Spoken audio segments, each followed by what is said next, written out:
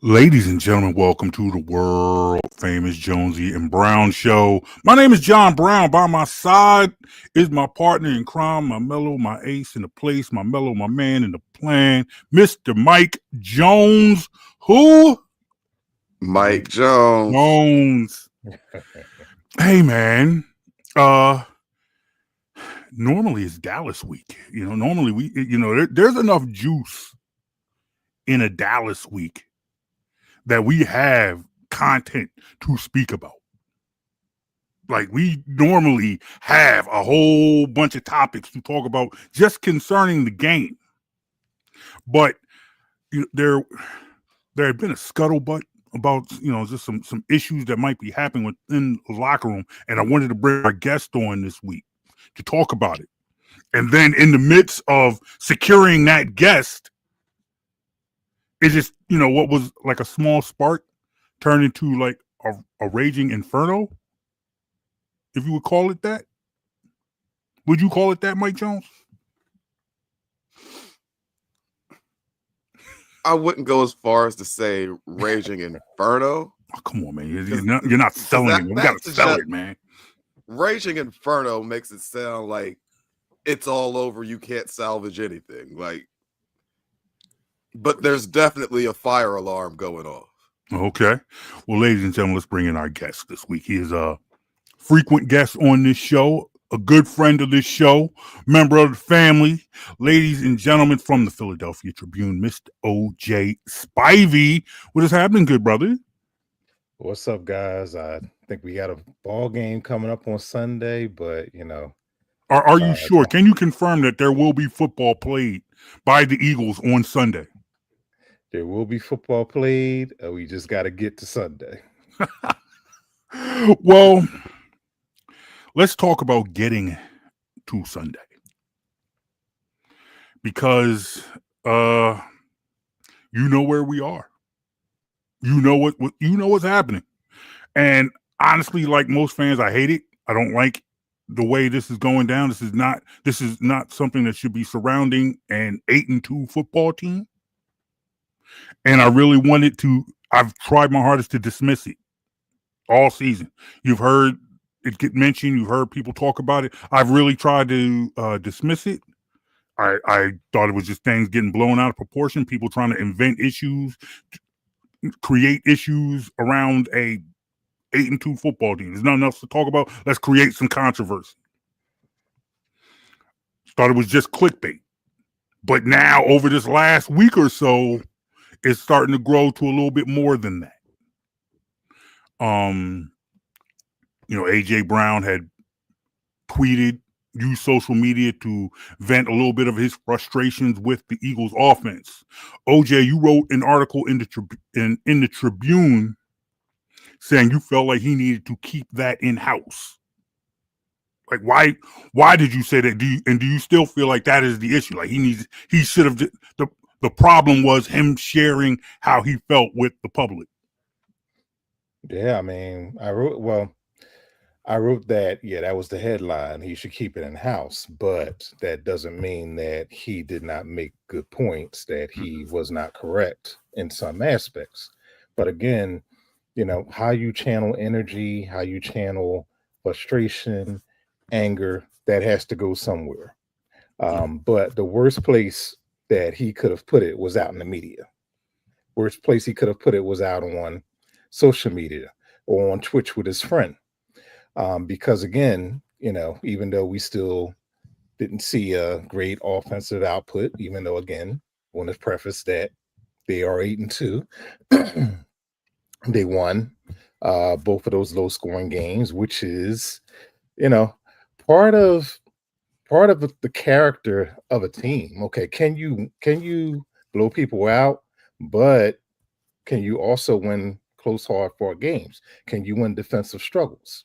I mean, we've seen that since the beginning of the time with football, and some weeks it's going to be that way. But the elephant in the room is that the offense has not been efficient these last 2 weeks.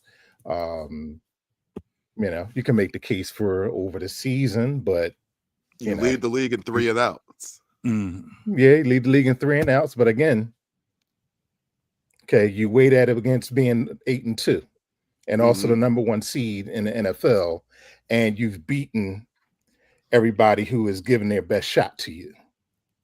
So, I mean, we're to the point now where you have talking heads saying they're going beyond winning. So, oh yeah, take away winning.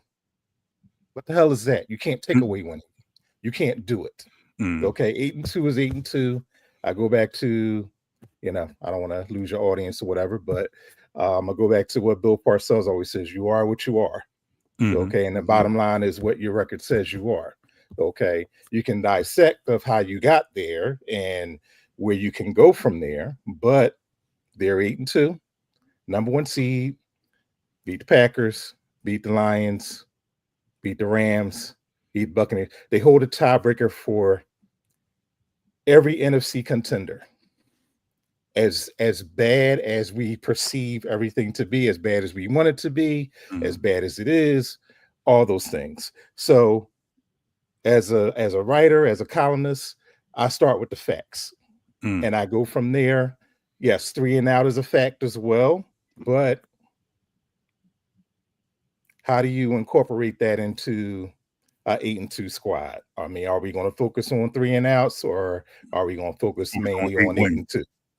Well, let me turn this to Mike Jones, because I think one of the biggest things people might say when they say, all right, yes, we are 8-2. Yes, we are winning. Yes, we are on top of the division.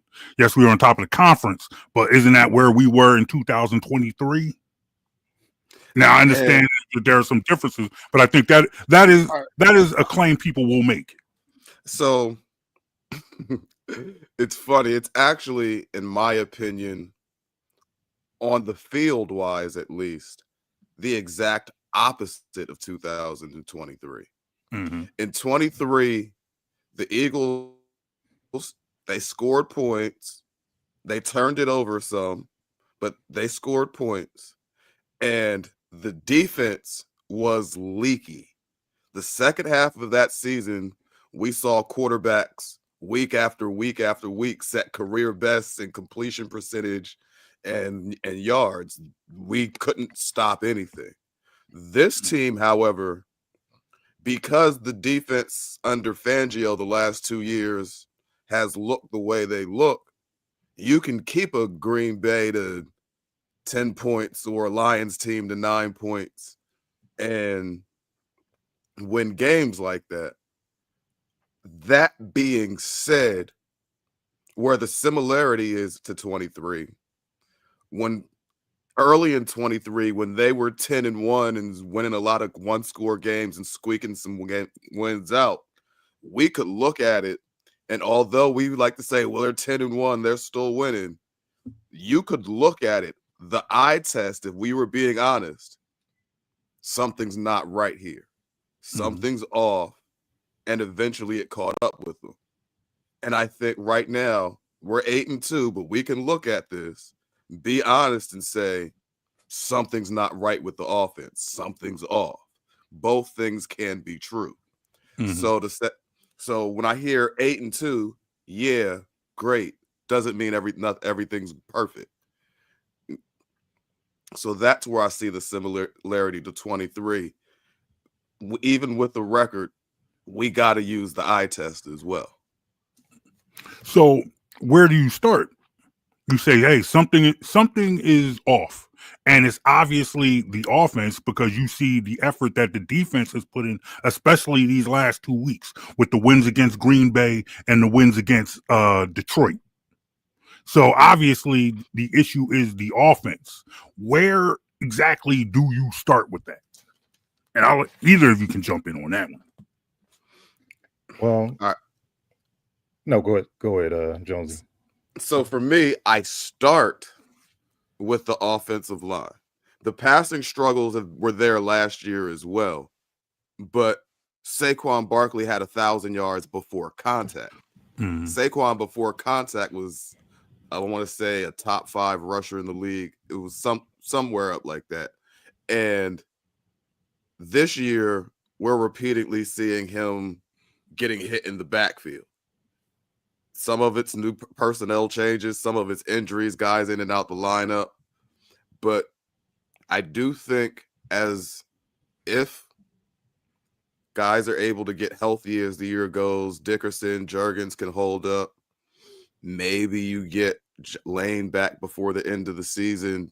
If he's healthy, ready to go, their play can get better. That's where I'll start. Mm-hmm. There's more going on, but I'll start with the O-line. And I'll completely agree with you, because I feel like, yes, whether it be because of injury, whether it be because of personnel changes, this offensive line has taken a step back. And it's almost as if this is the offensive line we kind of expected last season, when we were wondering how could this offensive line move forward without Jason Kelce. When we were asking question marks about Cam Juergens, when we were asking question marks about Lander Dickerson. And both of them are tremendous players, but they've both been hampered with injuries this season. So, to me, it almost any conversation you have past this starts with the offensive line. You want to talk about the offense being predictable. I felt like the offense was predictable last year, but you just couldn't stop it. It was give the ball to Saquon. You knew the ball was going to Saquon. You just couldn't stop him. Now you know the ball is going to Saquon, and you can get past his offensive line. So now you need to throw something different, and I feel like that something different hasn't necessarily been happening, and that's when I feel like, yes, the offensive line. Let me ask a question. Mm-hmm. Go ahead. If the run game is not working, it's stagnated, and you need something different, as you suggest, wouldn't the next logical step be to open up the passing game? I would think so. Okay. But then the debate then comes, why hasn't this passing game opened up? Is this on the quarterback, or is this on the play calling? And I think that's where you see dynamic change, because there are people who blame JALEN, there are people who blame Patullo, there are people who blame Sirianni, and you're going in a whole bunch of different directions. Yeah, I think it's all of the above. Jonesy started with the offensive line, very much so. I think also too, maybe too many of us took the offensive line for granted because Saquon did have such a phenomenal year last year. But at the end of the year, we did see injuries. We saw injuries with Cam Juergens. We saw injuries with Landon Dickerson. I mean, seeing those guys come off the field last year at that championship game, I didn't think any of them would play in the Super Bowl. But they thugged it out. And then again, you have the departure of Becton. Even though I think Steen has played fairly well considering being a replacement, but injuries have taken their toll. And now, we're talking about Lane Johnson, where, we don't know if he's even going to come back towards the end of the season, because they don't even know how severe his injury is going to be. Right. So you start with the offensive line, and then, it made you question a lot of things. The run blocking has really been bad this year for the most part. Like you said, Saquon getting hit in the backfield. It almost made you question, his explosiveness, which I don't think is the case. I still think he does have that, but just the blocking schemes just haven't been executed as they have in past years. And it was unrealistic to think that he would get anywhere near 2,000 yards anyway. But, this is really bad in that aspect. And then when you get to the passing game, ideally you want to see it open up or kind of make up for lack thereof.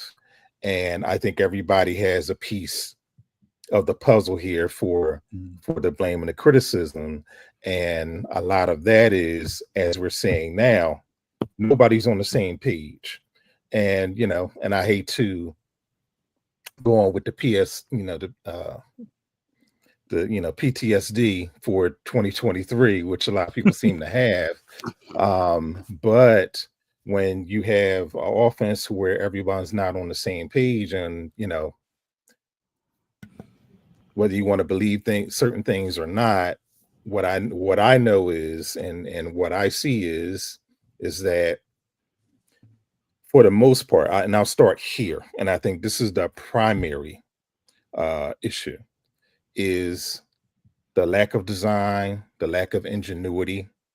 Okay, and again, we could blame Petula, we can blame Nick, which is, he's ultimately the head coach and all, but whether you see it on film, whether I see it in the press box and all, and it's not much different. It's not much different than we've seen in past years. Again, they've gotten away with the passing game or the route running that they've done in past years, and they've been sort of successful at times this year, depending on the opponent. But it's really vanilla. It's really very, very basic. And just the other night, and I mean, there are a couple plays where you see Jalen holding the ball. I'll get to him in a second, but those aspects where I see him holding the ball and there's obviously nobody open, I just rather him get rid of it, or even more so, I would like to see him run. And I think that's another issue in and of itself, that the fact we don't see him running as much. And then that could be a philosophical thing as well. But just getting back to the overall offense, route running, the lack of design, that's really glaring for me, and that's really problematic for me, because whether you're talking about AJ Brown, whether you're talking about Smitty, and even just Dallas Goedert, and that's probably most disappointing too, to where there's not even much design for him, especially as of late, which I would think where it's kind of worse, for most teams, the tight end is the security blanket.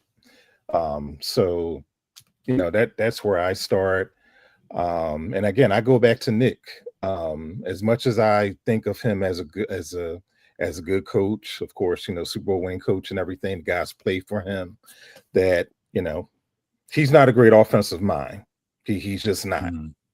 And it's been indicative at times, and then when they're not scoring, as we all see, that seems to rear its ugly head, because I'm wondering, and it's one of the things that I wrote about last week, was, okay, who are the good offensive minds in that building? Do they even exist?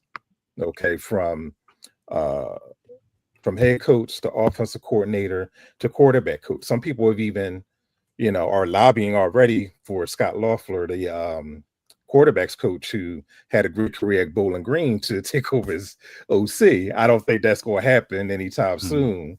But I mean, we have seen teams over the years where they have shifted play calling elsewhere. But again, the Eagles are first of all, they're a very prideful organization, and they're not going to admit, them being wrong or anything. So I don't see that happening. But it's the lack of design. The route running has been not ideal. And then again, when you see Jalen, what does he do with the ball? And again, when I see people who are not open, and again, people can debate what they see on the all 22s. I still think that's the worst thing in the world to given all 22 public, right? So yeah, I ran on that and everything, because half the people that go online, they don't know what they're watching and know what they're talking about. All 22s and webcams and social media has made us all experts. It doesn't matter who you are. All you have, I have 2 years of Pop Warner football experience, and that is it. But meanwhile, I can watch some all 22 and figure out a rant, and now I am an expert. That is what it is. And then you have, the... Stop looking like that, Mike. I am an expert. I just said I was.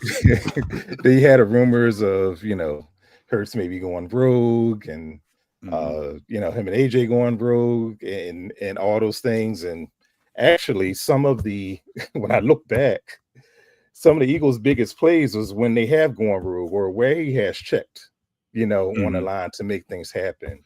And people are stuck on the Lions game. I'm more stuck on the Green Bay game. Okay. And if you remember the long touchdown, the one touchdown that he threw to Devontae Smith, When he yells, he just gave throw it up. he gave a look to the sidelines, and it was kind of like, he gave him like, I'm trying to think, I'm trying to do something similar. Maybe that it was almost like the Kobe gift when he turns to the fan and he goes 1, 2, 3, 4, 5, and Mm-hmm. maybe he was like reaffirming something to the sideline. I don't know if that was Nick. I don't know if that was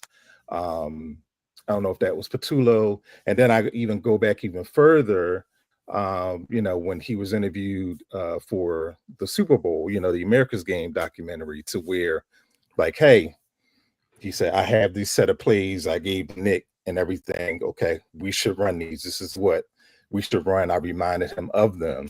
And of course, the famous dagger. Again, it's a long throw it up, everything. Turned out to be one of the most famous plays in Super Bowl history. Turned out to be just that. Yeah, exactly. So, yep.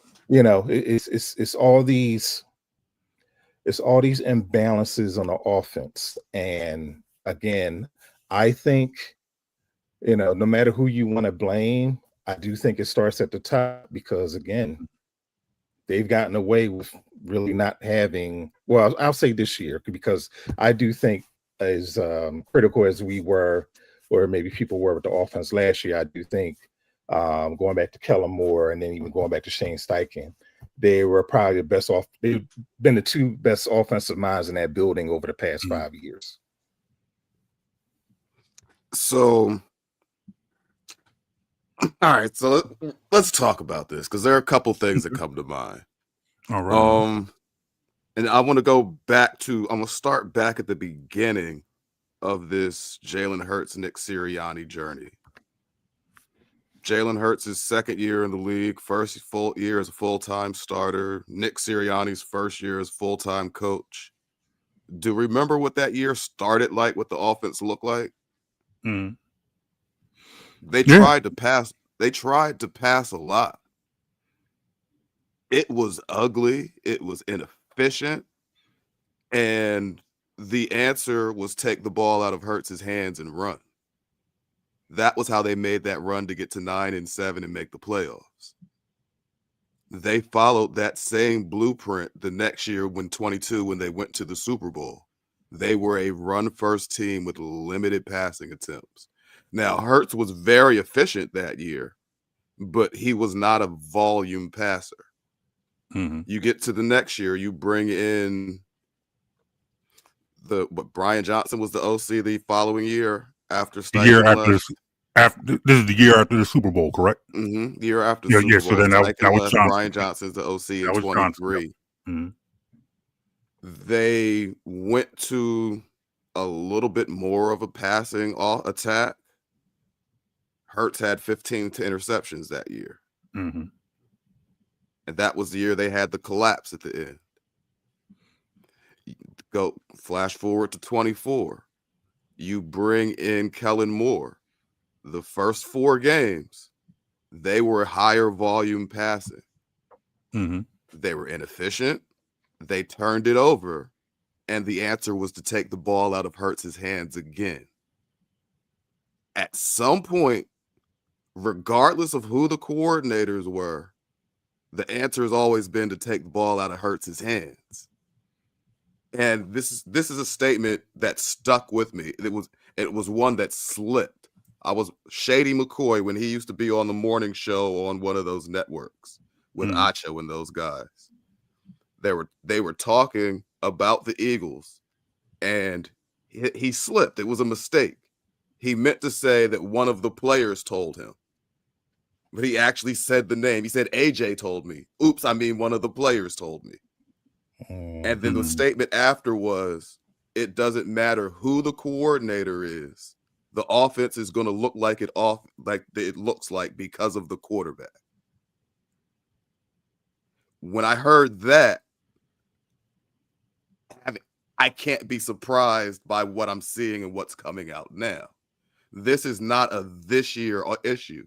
So it's hard for me to blame Kevin Patullo.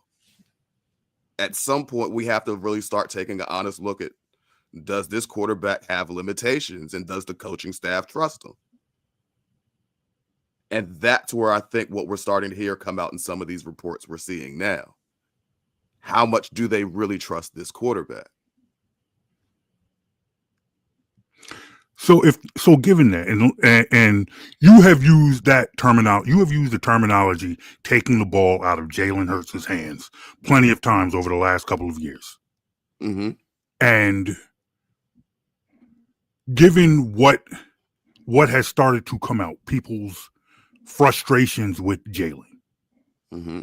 And then, and even given the brushback on those observations, because with all the people who have come out, with all the reports of people coming out criticizing Jalen Hurts, there have also been reports of people praising him and who he is in the locker room and who he's always been and the character that he has had throughout the years. And I think one of the observations that people constantly make about Jalen Hurts is that he is a coach's son. He is somebody who is coachable. He comes from a coaching tree. He is somebody who will listen to what coaches have to say. So if you're in an offense that is predictable, people call predictable, and you have gone and you have taken certain steps in the past to address offensive issues that end up working. So even if you're saying, hey, you know what, we need to take more chances downfield, we need to throw the ball downfield, you got a quarterback who is a coach's son who has always said, keep the main thing the main thing. So he's like, hey, why rock the boat? We're 8-2. Do you think that is something that plays into because a wide receiver is going to win his numbers no matter what? That's a story that goes back, for the history of football. You've heard wide receivers always, they want their numbers. Yes, they want to win, but they want to win with their numbers. So if players are frustrated with him, if it's A.J. Brown frustrated with him, is it because he's not going to take the chances downfield? Not because he can't, not necessarily because he can't do it, but because, hey, we have a system that works. We're 8-2. We're the defending champions. We are the champions. We won the last Super Bowl. We won. Why are we trying to rock the boat? Let me ask this question. When you look at the Eagles' talent, offensive line, let's start with last year. The offensive line they had last year, the receiving weapons they had last year, should they have been the 29th ranked passing offense? Should they have been? No. Based solely on the talent. Do you you look at that and think they should be the 29th ranked That's an arbitrary question, though.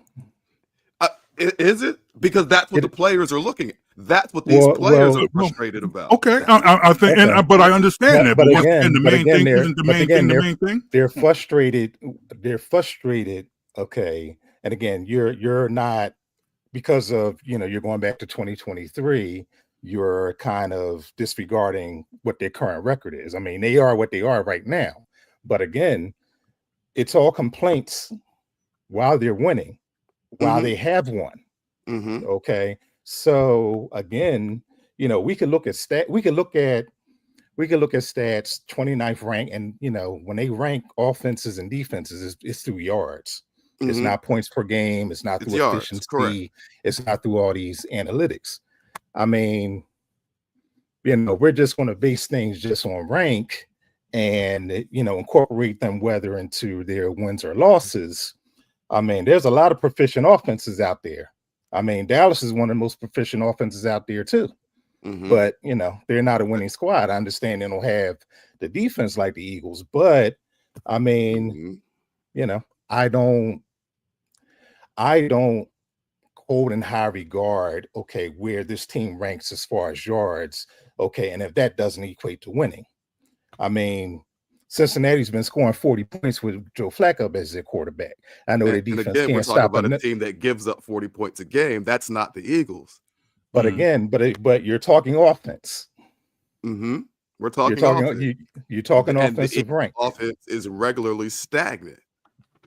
They play with a lot of short field because of this defense. But they still win, even though they're stagnant, as you call it. and they have won. They have won for the past 4 years.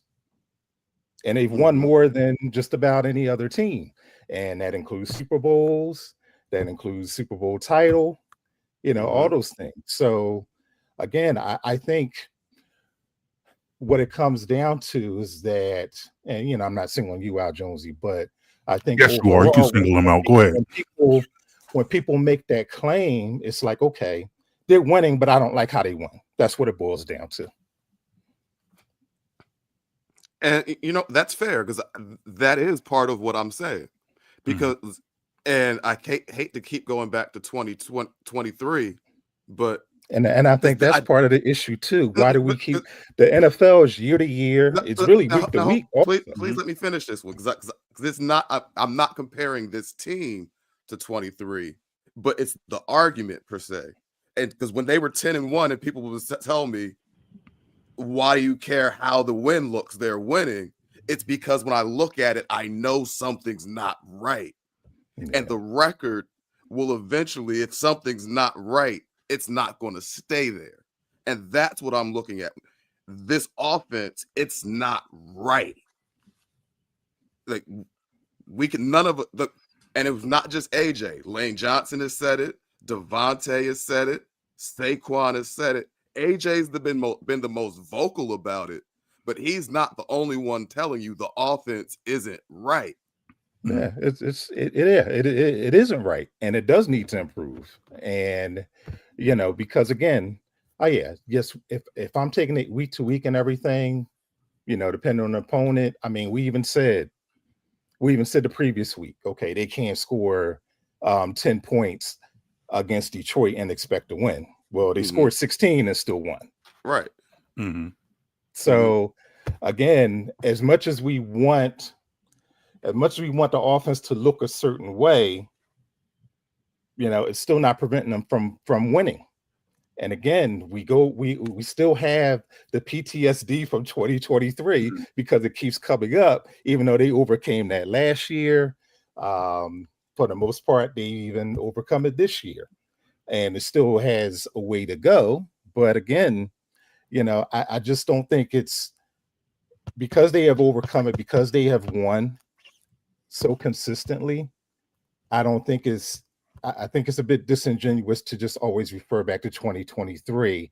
And we're also assuming that they didn't learn anything from 2023, just because we're not seeing the offense as efficient as we want it to be. OJ, you interact with this team more than Jonesy and I do, in that me and Jonesy don't interact with this team at all. Smarter, though. No. But what I'm saying, it does give you a better insight. Jonesy and I can come in and we can talk about what we think they're saying. Which, hopefully I share with you guys, and you get something. No, we want all that dirt, man. We want all the. I can't help you there. No, but you have a better finger on the pulse of this team, and it seems as if over these last couple of weeks, this team has been painted as dysfunctional, and this team is just falling apart at the seams. You got your star quarterback and your star wide receiver who hate each other, even though there's plenty of videos and mic'd up segments. Because on that point, Deshaun Jackson did on the air this week say he knows, he wouldn't get into specifics, but says he knows there's something off the field, something personal going on between those guys as well. So take that as you will as well. And that kind of leads me to my question. You are in that locker room more than Jonesy and I. What is your assessment of that locker room? Let me preface by saying, as a media member, and they seem to be more strict as the weeks go on, because they had a slight change. And I'm still trying to figure out how this went about. When we trekked down to the locker room or outside in the tunnel and everything, we used to capture, the players coming off the field and everything, win or loss and all that. Just, kind of share that with fans, at least me, and a few other guys. Well, we're restricted now. We're like off to the side, you know, when you go back in school for recess, we line up to the side, we can't see anything. So is that an we can't even NBC? Is that an NBC sports thing? Like I don't like they can be the only people who do that gets that shot. Well, TV does get more access than the print guys, the print people. So, you know, that's already been in place, but something that happened, and I'm really not sure. But anyway, I digress. But I say that to say is they're only going to let us see what they want us to see.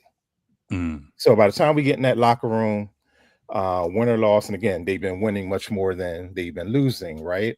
So, and it's only been one home loss. So I've only gotten to witness what happens after a loss.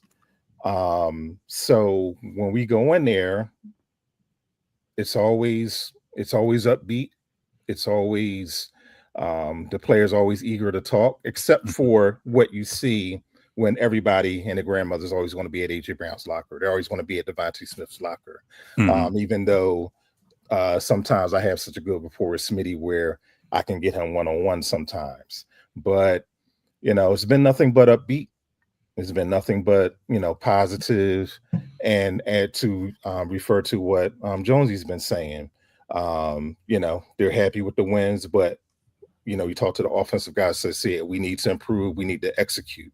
But what they've been telling us, you know, outside of what the other noise is, but when I get from the offensive players is they're more focused on the self-inflicted wounds, you know, being offsides, false starts, you know, maybe dropping a pass or two, or the holding, the penalties, you know, different things, or maybe being lined up wrong, or maybe missing assignments. And, you know, that goes more so to the offensive line. That's more of what they told me that they talk about.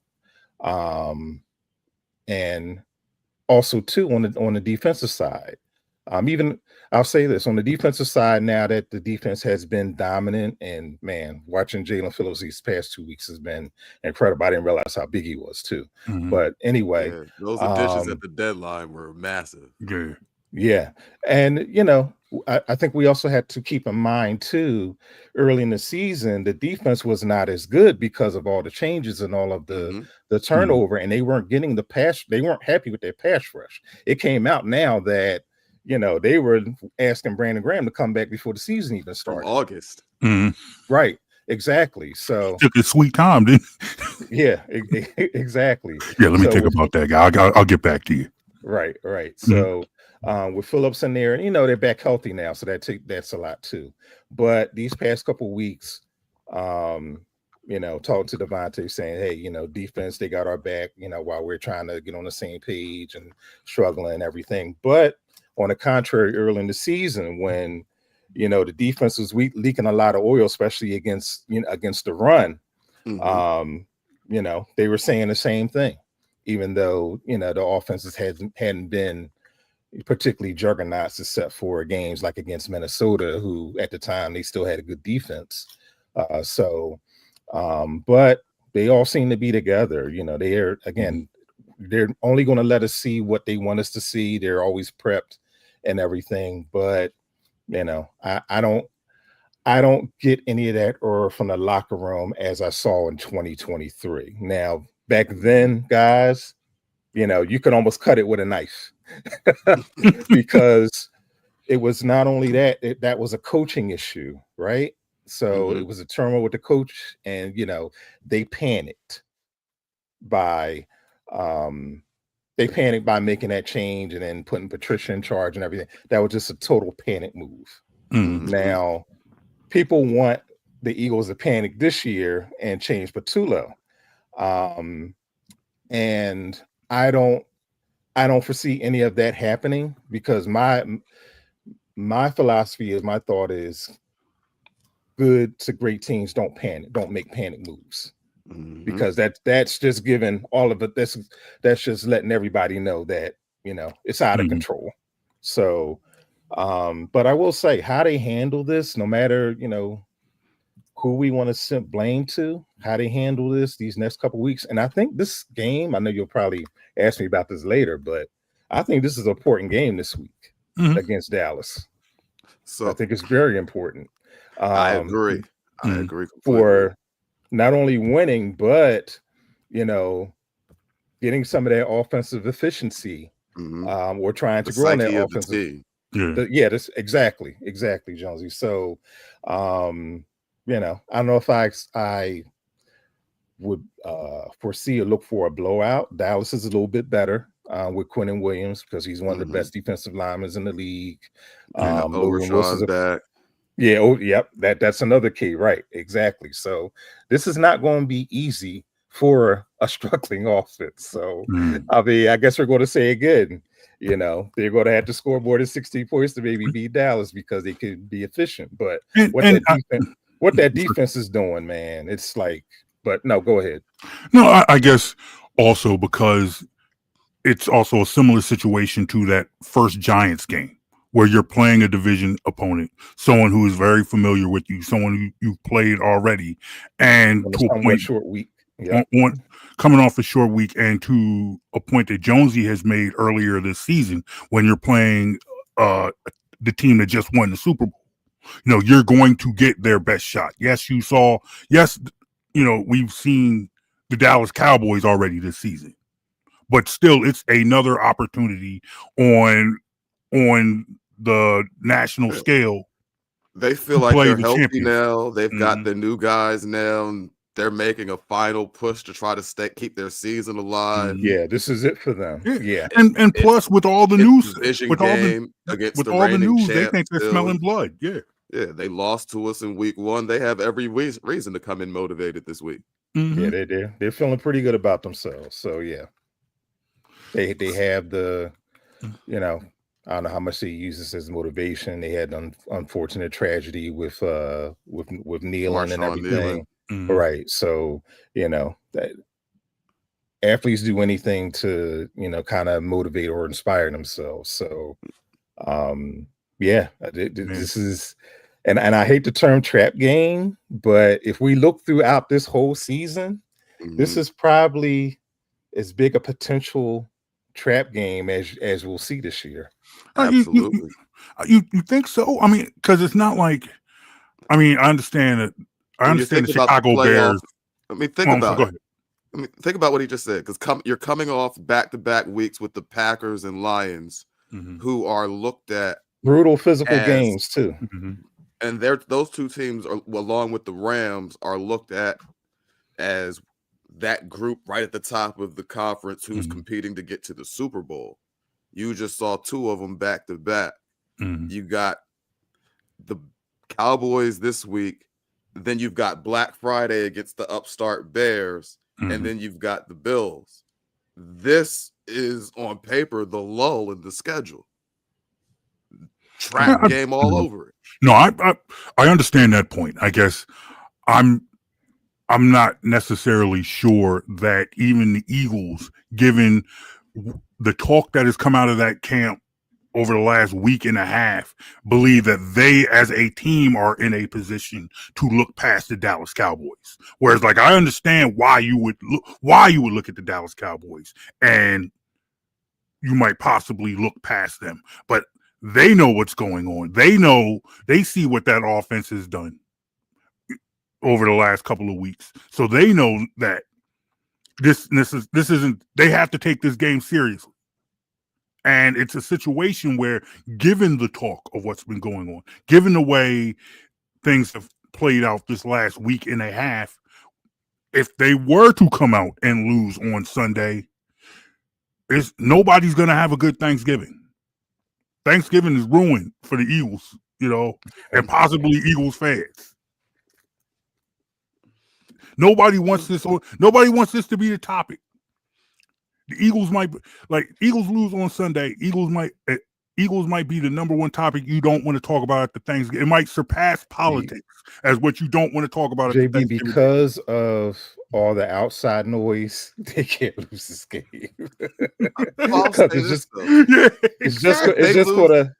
If they lose this game 42-41 and the offense looks great, I think they could survive that.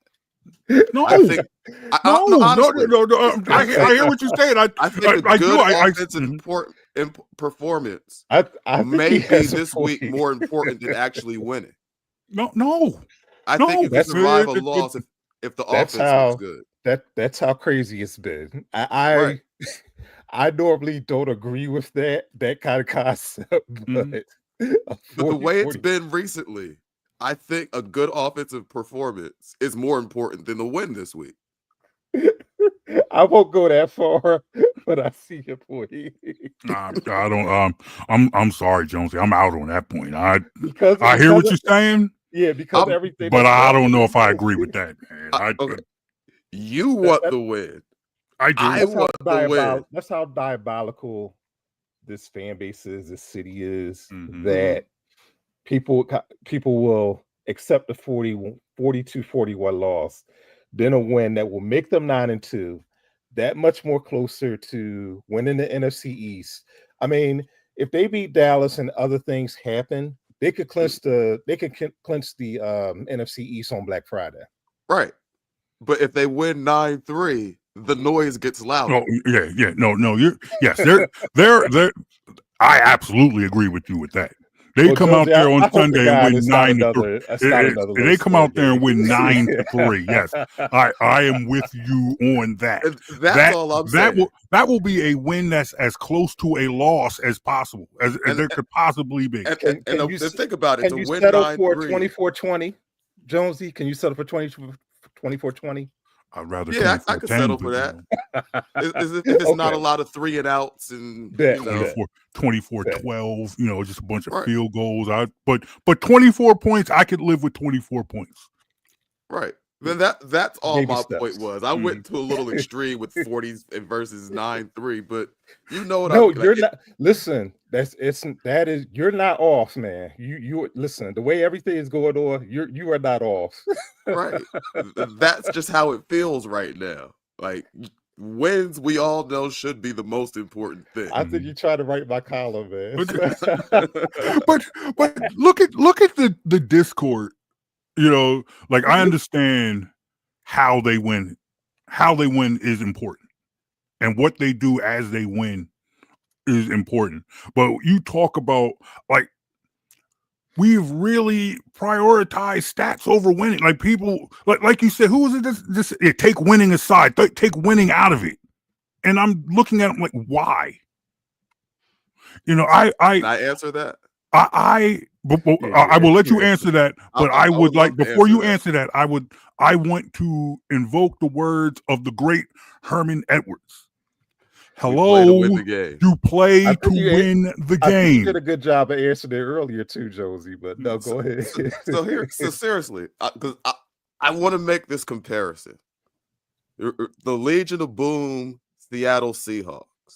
Mm-hmm. They had a very, very good roster. They had a very, very almost not even almost. They had a great defense at their peak. Mm-hmm. They had a very successful running game. And they had a quarterback who was solid. Mm-hmm. That got a lot of credit for the winning when there was a lot more than just the quarterback to be reasons why that team won. Mm. Eventually, and that you had the quarterback who also gave you cliche answers to everything, didn't show a lot of personality, and eventually it started to wear thin with his teammates. I truly hope that's not what we're seeing here, because I can see a lot of similarities in the two situations. And with Seattle, Russell Wilson didn't have superstar receivers to feed. He had Doug Baldwin and I can't even remember the other guy's name. But I just don't know how long. And OJ, you can go with you'll follow me with superstar athletes, great athletes in any sport, whether or not they know the right things to say in front of the mic, all have egos. You don't get to be a great athlete without having that level of confidence, belief, ego.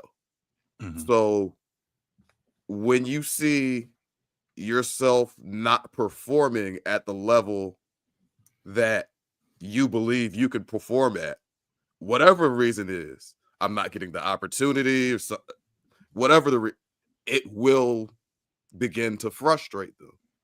And that's where I think where like people are like, AJ Brown has never actually said the words, I want the ball all the time. AJ Brown does want to see himself be a productive part of this offense, though. Mm-hmm. And while I like OJ, you said keep it in house, I'm with you. Who's to say that he hasn't voiced his concerns in house the last 2-3 seasons? And he's just at a point now where it is what it is. Well, my only pushback to that, Jonesy, is let's take a look at AJ Brown's career. Mm-hmm. And this is short of this year because it's been different and he hasn't had the ball as much, and it's probably not going to work out the way he wanted it, and hence the frustration. You look back at AJ's 3 previous years with the Eagles. Mm-hmm. 3 straight 1,000-yard seasons. Mm-hmm. 3 straight, and he just wasn't getting over 1,000 yards. They were pretty significant. Right. 3 straight All-Pro seasons. Mm-hmm. Super Bowl ring.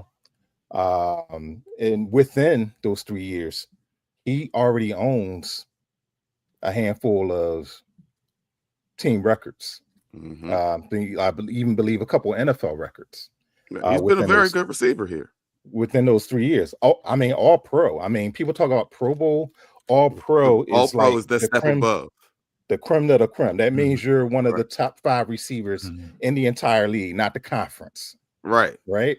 So he has all of those accolades, but yet he's still unhappy.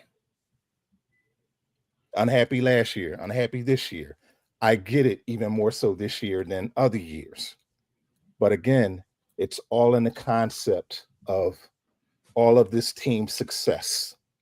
Okay. And if he gets the ball more, let's just say he does get the ball more and he ends up with, over 1,000 yards. He just has this incredible last 7 games of the season. And they still end up 14-3. And they're still the number 1 seed. What changes? Other than, okay, we feel good about the offense. What changes with that? Is that just morale for him, morale for the team? Is their record essentially any better because he got all his within the team concept? That's my only pushback to that. He's already been very successful. He's already gotten a contract, and this is all for what we say, what the limitations are with Jalen Hurts and all those things. This is all with Jalen Hurts as his quarterback. This ain't Tanner McKee. This ain't Kenny Pickett. This ain't Gardner Minshew or even Carson Wentz, who still fans haven't gotten over Jalen Hurts replacing him. So, I mean, just as much as we want to see Jalen Hurts be this prolific 4,000 or 5,000 yard passer, I mean, he's gotten a lot of people paid, AJ Brown included. Absolutely. Starting with him. So that's my only pushback with it. And I understand. I would make this is an analogy I'll make, because JB, you've heard me say this before. And I'm gonna make a basketball analogy. If I'm playing basketball, I could be a great player on a team with a couple of other great players. But if my point guard comes up, shoots the ball every time, and I never get touches, eventually I'll start to be disengaged. Not because I'm less good of a player, but because I'm less involved. That's just the human nature of the sport. And you use the word, what's the difference? And you question morale. I think morale is the big difference. simply for the standpoint that when players feel engaged and feel part of the process, you get a lot more out of them than when they feel like they're just spectators. And we're starting to see and hear questions about, did AJ quit on that route? But you go watch the tape the week before, it's the same route and the ball doesn't come. It's so I do think morale is the big issue of what is different if we start to see, and I'm not saying he got to get 15 targets a game, just the whole passing function being more efficient in general. I think morale is the key, what would matter there. Yeah, I as an individual, I can relate to that, but with football, football is the ultimate team game, and you have assignments on every play, whether you're getting the ball or not. You have assignments, and your absolute job, whether you're blocking, whether you're a decoy, whether, as he even said his words himself on the tush push, looking busy, that's your assignment. And you're supposed to give max effort to that assignment every play. Maximum effort, which I know is very, very hard to do. I've talked to players and they say it's almost impossible to give maximum effort on every single play. Right. And I relate to that because I don't do that. That's all I'm saying. I just want to see guys stay engaged and we're not looking at them giving up on routes. And ultimately that is on the coaching staff, right?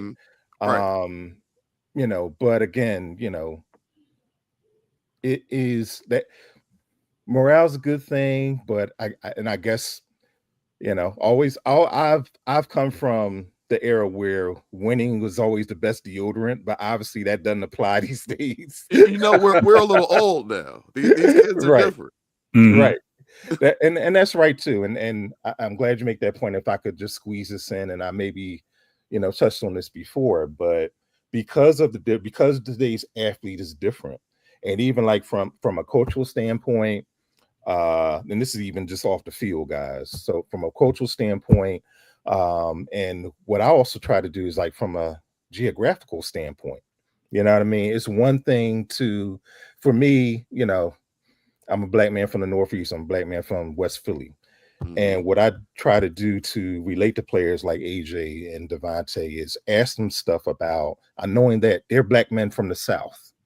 And being black from the South is being different from being black in the Northeast. We all black in this country, but it's different culture, different dynamics, all those things. So I try to incorporate that in some of the questions that I ask, and just to even try to relate to them, because I know there's not only age difference and sometimes there's a cultural difference, and that's one of the big reasons why I'm in there, because it's not many of us. Because folks are asking questions, you have guys there asking questions. It's like, I try not to laugh half the time. I mean, I really do. So I mean, you do ask. They give me crazy looks when I go to the press box anyway, so I don't care. But I try not to laugh at some of the questions, man. And I know you mentioned Jalen earlier, Jonesy, with the with his cliches and everything, but it's just sometimes they don't know what the hell to ask these guys, man. Oh, absolutely. Really I get it. Like, if he were to actually say what he really wanted, sometimes he'd probably just be making fun of them. Like, what kind of stupid question is that? And that's another thing. These guys are very, very guarded. Of course, they're prepped by PR and everything, but they're very, very guarded. And it's interesting sometimes. But again, hopefully I try to cut through all of that, because I have a couple of things in my back pocket that I can relate to them. Oh, no, you do a great job. You do a great job, and I think that kind of lends to. Thank you. That means a lot. No, it does, man, and that's why we enjoy having you on the show. That's why we enjoy and appreciate the fact that you have been so willing to frequently come on our show. You're somebody who we can always reach out to when we need insight, and you've always been willing to come, jump on our platform, jump on our medium, and we do appreciate that. And I think seeing that relationship that you have been able to form with certain players, it kind of speaks to a philosophy I had earlier that I've kind of had to backtrack on. But like going back to the Carson Wentz issues, and the friction that he had within the locker room. You were here. There were times when you were hearing stories, and Jonesy, you can speak to this because this is a conversation that you and I have had on this show at times, where I was questioning I was questioning the fact, and I had doubts about some of these reports based on who was reporting it. Whereas I found That's it hard. Important, though. Well, That's I kind of important. found I would find it hard to believe that there were so many writers, so many beat writers who are in this locker room every day, and players are choosing to confide and speak to like national reporter over them. And over the years, I've shared that opinion with people, and people are like, no, that happens. There is some credence, and you shouldn't dismiss it. And I've had to go back on that way of thinking. Sometimes agents have relationships with national people, and you get agent-driven leaks that happen. Yeah, and absolutely, yeah. That's very true. And it's funny that you would speak to that because, it was, for me personally, it was easy to write off Diana Rossini. It was just easy for me to just say, hey, she's not in this locker room. Did you know her husband's an Eagles fan? No, I did not know. He's probably mad at her right now. He's like, what are you doing to my squad right now? But for me, it was like, okay, she's not in this locker room every day. She does, what does she know? And then she come out and implied a little bit that a lot of her observations and her posts were just based on reading tea leaves of social media. So I'm like, you just doing the same thing we doing. You a professional. You just doing what I'm doing, reading these posts and reading these tweets and just coming out with an opinion. But so I was kind of like, I spent the time poking fun at that. So whenever somebody would come out with a post or a story that refuted that, someone with the source saying, hey, I spoke to a person in the locker room, and they're like, yeah, man, Jalen's cool. He's good. Everything's all good. I would say, hey, I trust this person's sources over Diana Rossini. And it was interesting because one of the first people to actually respond to me was Spike Eskin. And I don't claim to be, good friends with him. He is somebody I've met. He's somebody I've interacted with in professional circles. But we're not buddy or anything like that. But I was surprised, and one of the things that he implied, and I think I shared his post with you, Jonesy, was like he felt like, okay, it's clearly that I think it was a Sal Pal post, and he was like, Sal Pal's post might be someone within the organization, but Rossini's sources are clearly AJ Brown's people. Somebody within AJ Brown's team, whether it's somebody who knows him, somebody who's cool with him, or somebody who works for him. Here's usually what happens. If it's agent based or it's from like player representatives or even from the team in some aspect, they go to people who's going to take the beat. They go to people who is going to get it out there, not necessarily whether it's true or not. But if it has, what do you say? If it has wings or it has tails, or the person feels it has tails, they're going to get it out there. And, in this social media age, I mean, journalism has always been competitive, but with the advent of social media, it's really, you're running with the bulls and you're trying to. There's a rush to get to print, get content out. There's a rush to get it posted. Right. Not even print it. It's the rush to get it. I'm still saying get the print, get the post. No, it's fine. Yeah, my aspect, yes. So, and but I mean, thankfully, and I'm kind of glad that I'm not caught up in that because I probably wouldn't last long. But thankfully, what do you mean you wouldn't last long? What do you mean by that? Because I'm not. Dude. Yeah, I'm not a clickbait dude. I wouldn't want to choose a career where I have to be on my phone 24/7 and, trying to break news and all of those things. I don't have that personality. I don't have a desire. I mean, an opportunity for me came up to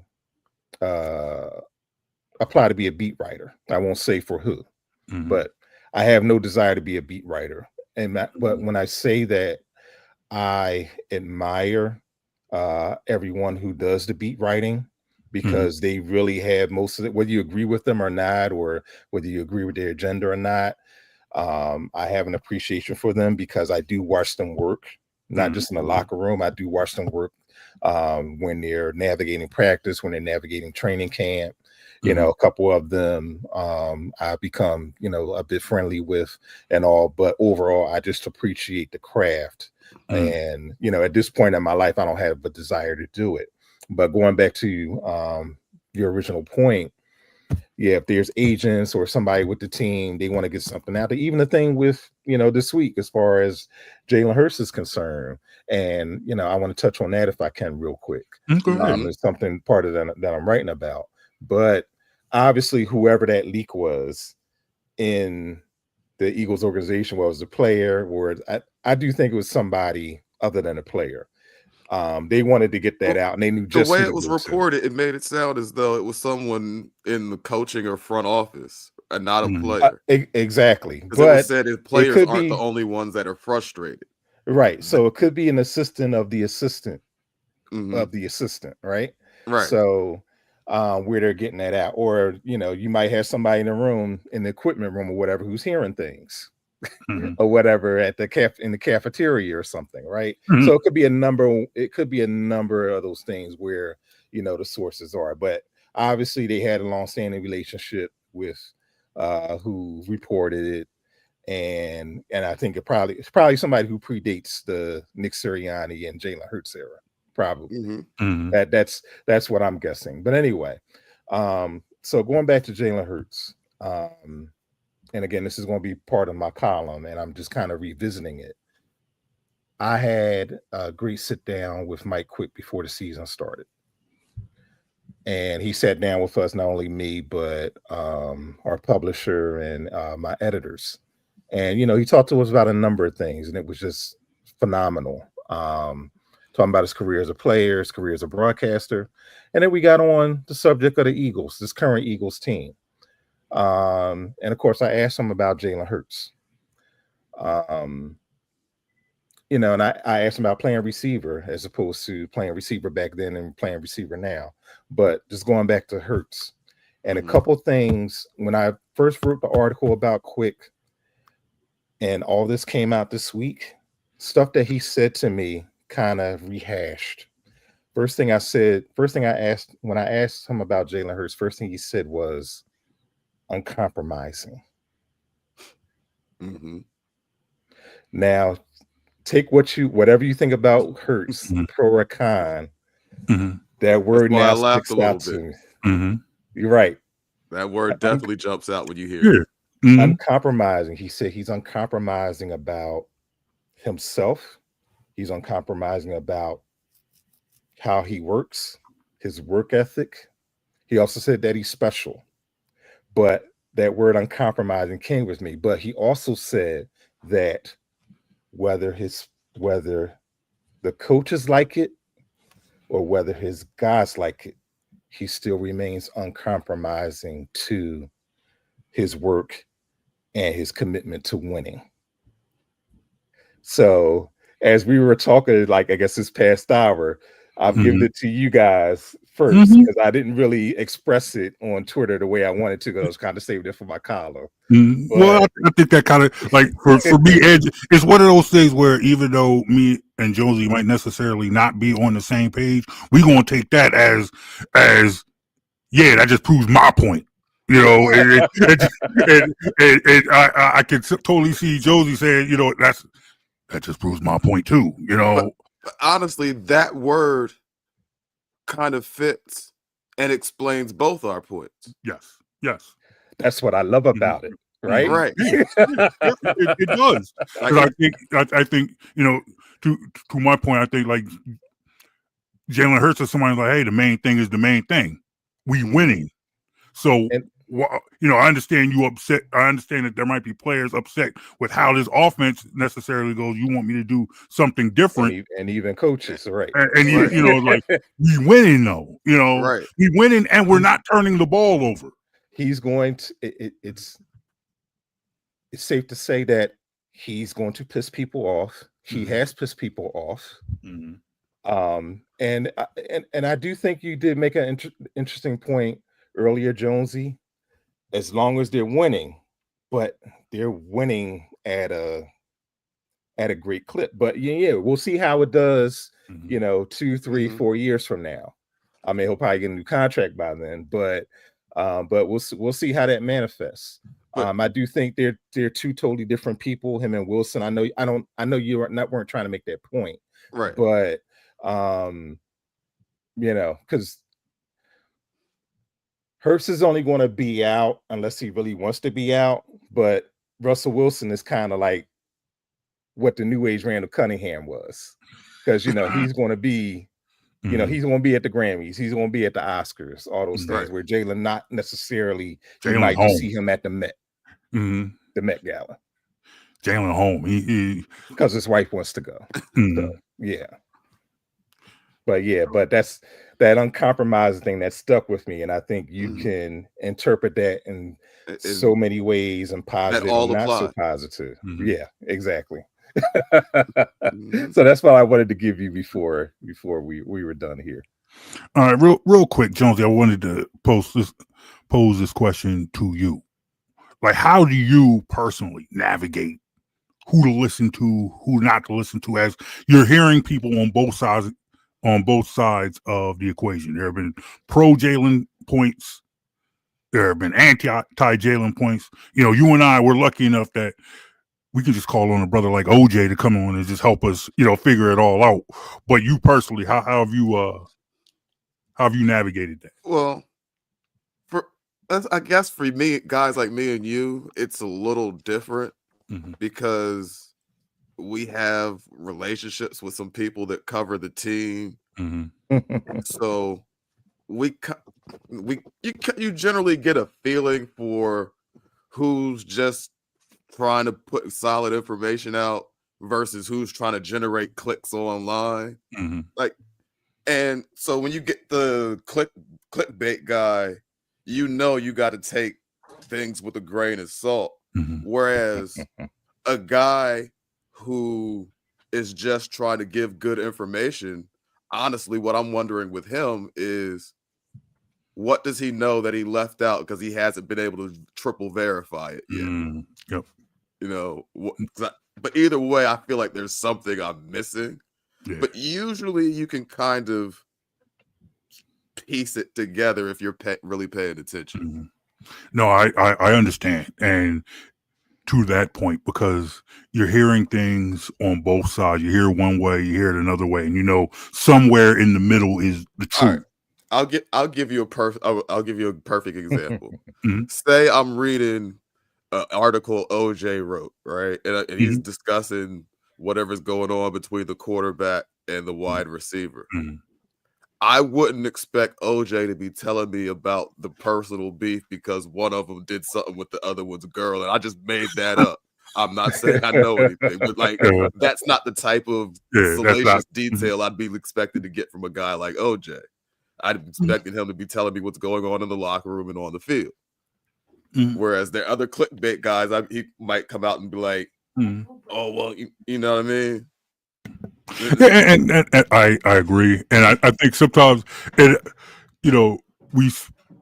and I speak to the dynamic of who we are in Philadelphia sports media, in the sense that we were fans who took advantage of a situation to give us a platform. So it's like there are people who don't know the difference between the clickbait guys and the people who are necessarily legit writers or whatever. So there's check on social media and say it's got to be true. But I also say that because it's like, as much as we want to dismiss clickbait, but that's also become almost like a weapon, as if somebody says something that we don't like. And I will admit that that's pretty much what I did with Diana Rossini. But like if somebody says something that we don't like, we just dismiss it as clickbait. And for me personally, it's like there are people within this circle, within this market, who I have a relationship with a friendship with. So there might be someone that says, yeah, that OJ guy, oh, he's just clickbait guy. He's just talking. I'm like, no. Like, I've known OJ for years. And it's so, and that is something I've legit said to people. Like, look, I've now known OJ for years. He was one when I wanted to do this. I need some names. I'm from West Philly and I'm a Gemini, so I need some names. Making the list. First of all, I'm just kidding. First of all, I've kind of not about the West Philly. There's been a couple of times when I've tagged you on posts with people who've said those things, and I'm just like, hey man, if OJ wants to come in here, yeah, why don't you tell OJ what you were saying about this, and this? But to that point is like, there have been times when I've said, no, this guy isn't about that. I know this guy, and I say that to say, we've heard these stories, and for one, I try to dismiss it as clickbait. I try to dismiss it as things that are getting blown out of proportion, because in the end, this team is still 8-2. You need to have something to talk about.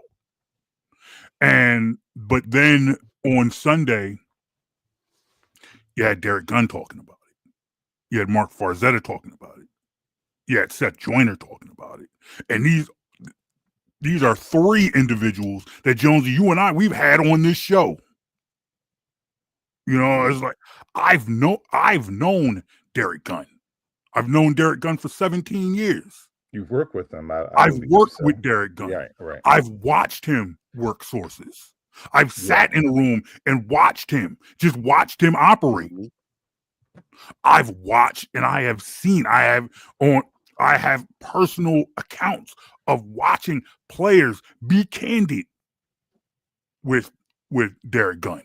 And you build those things over time. Yes, you build that over time. So I know. Years. So it's like, okay, I'm not necessarily feeling what he's saying, but when someone like him says it, I can't just dismiss it. Right. I can't. Now I'm listening. For me, with that, it's not so much the messenger because of what he said. The issue I have was the message, and again, them knowing who to get it to. I don't question Derek Gunn's credibility. I have yet to meet him because when I started covering the team, I believe that was the first year where he was not covering the team. So we have not crossed paths like that. But again, how you get your news nowadays is very important. It's critical. I mean, even from just regular news, that's a whole nother topic. But because I just encourage fans to be, as you say, be an educated consumer or you be an educated voter. I try to encourage fans to be an educated fan. And it could be just as simple as watching the entire press conference, because what reporters are notorious for doing, and it's why I only try to post things that I ask and let it be that, okay, this is just me. I'm not saying, I'm not trying to speak for other people and everything. Thus, I do it in print and then I'll cite, who asked this or whatever. But they're the whole press conference, because if you're going to get a soundbite from AJ Brown or Jalen Hurts or someone as most respected like a Lane Johnson or a Brandon Graham, and if you just get one statement from them, that unfortunately becomes representative of the entire press conference. And and I hate when reporters do that. That's also unfair it's unfair to the player and it's unfair to the fan. So that's why I try to say, okay, AJ Brown said this. Watch the entire press conference so you can get the contextual aspect of it. Even watch it so you can, body language is key too, right? Yep. So, and one last thing I wanted to say, and I want to add this on because I didn't want to make this incomplete. One thing that Quick also said about Jalen Hurts being uncompromising, he also added to where if you wanted someone to start a business with or start something with, or if you had, or here's what he really said. He said, if you have something that you covet, you would want him to be the head of it. You don't want him to lead it. So that's another thing that he said as far as him being uncompromising. That's on the positive end. He didn't say anything on the con end. I want to say that also, but that was his point. But again, going back to that operative word that he said, uncompromising. Because uncompromising is is a way better word than stubborn. Where if somebody's stubborn, then you're which is what the narrative is becoming. And then I even went as far as saying that because it's apparently coming from coaches, he's now being accused of being insubordinate. When did you? I think I heard you say you said something about this, right? And those are my words, not theirs, right? Yep. So, but essentially, that's what you're saying. If you're implying that he's not running the offense the way you should, you're accusing him of being subordinate. So, what do you do with a subordinate player, whether that be the quarterback or whoever? What do you do in football? You get rid of them, right? So, in football, you get rid of them. Here's what I'm saying, Jonesy. And I know he understands. He has a no trade clause and everything, and all that, which is worth the paper is written on too. But if he's so stubborn, if he's so uncompromising, and so much going rogue, what are you going to do in the near future? I'm glad you said that, because when you start to hear stories like that come out. Yeah, and I'm not saying that as a dare. Go ahead, Jones. I'm sorry. Right, and I'm not saying they're all the way at the point where they're ready to part ways or anything like that. But when you start to hear stories like that, you're not extremely far away either. But do you usually hear stories like that when somebody's winning as opposed to when they're losing? That's really what you really hear when somebody's losing. Everybody's losing. Yeah. You usually don't hear those stories when someone's winning, not coming from anyone in the organization. Right. Which is why you're accustomed to hearing them when somebody, like when they're looking to rationalize moving on from a player that they paid, but you're not winning. This team is winning. How do we absorb that going forward? Right. This team is winning going forward. So it'll be interesting to see how this plays out. Not only this season, but going into the off season next year. There's a lot of material for guys like us coming up. It is, and what's crazy about it is just what we had talked about before at the top of the show. It's Dallas week, and we're almost out of time, and we really haven't even talked about the game on Sunday. We not at all. Shows damn near an hour and a half,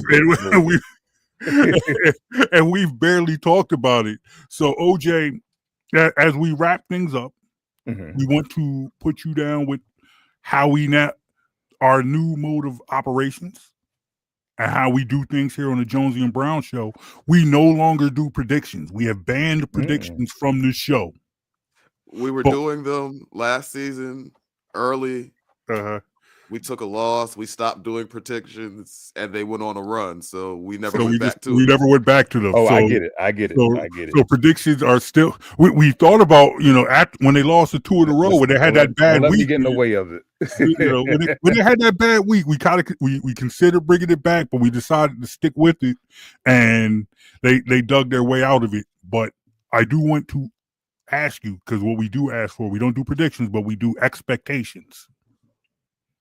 What do you expect to see on Sunday versus the Dallas Cowboys? Number one, hopefully more offensive efficiency, more points. It seems obvious, right? But on a more serious note, I think it's just going to come down to the trenches.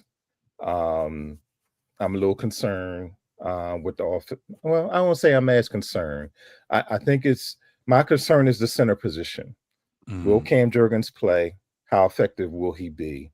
And if he's not effective, how ready will Brett Toth be? Because again, you now got Quentin Williams on the other side, and if you give him free reign, he can be disruptive. Yeah. Okay. And what do they do different offensively? I'm looking for, okay, will they do something different? Will they get back to basics? I mean, we don't even see the RPO anymore. I know other people have mentioned that this week. We don't even see that anymore, right? I mean, can you even do it this day and age? Or maybe they just say, "Oh yeah, people are hip to it, and we don't want to do it anymore." I'm not really concerned defensively.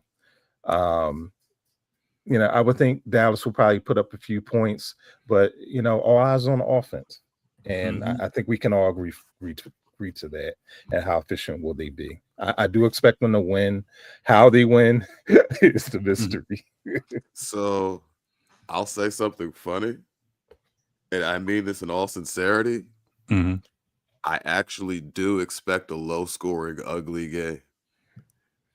I actually even from the Cowboys offense. I think the Eagles defense is playing at a level right now where they can muck it up and make it ugly for the Cowboys offense. And their defense is still not great, but improved enough where with Lane Johnson out, we're not sure about how Cam Jurgens' health is yet.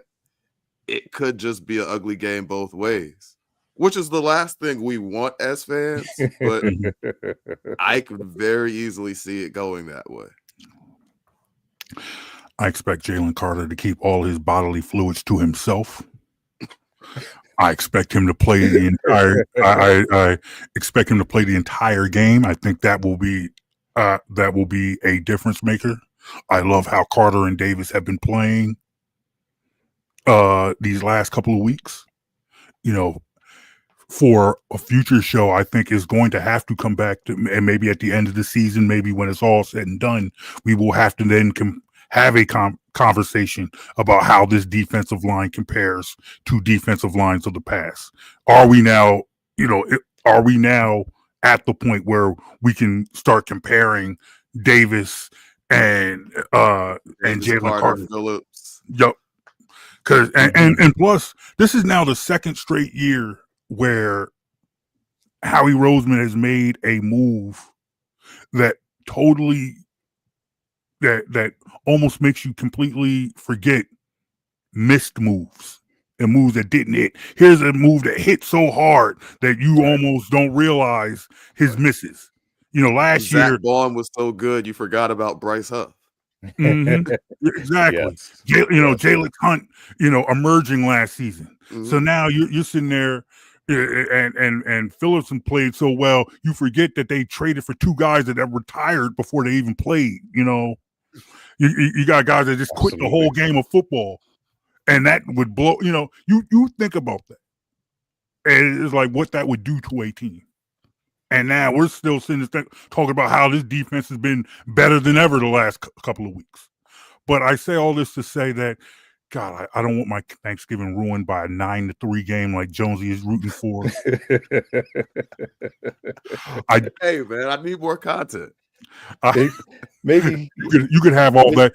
They win 9-3. Might have to start off for 17-13 or something. If they win 9-3, you tune in next week for the Jonesy show. Oh God, because Brown won't be here.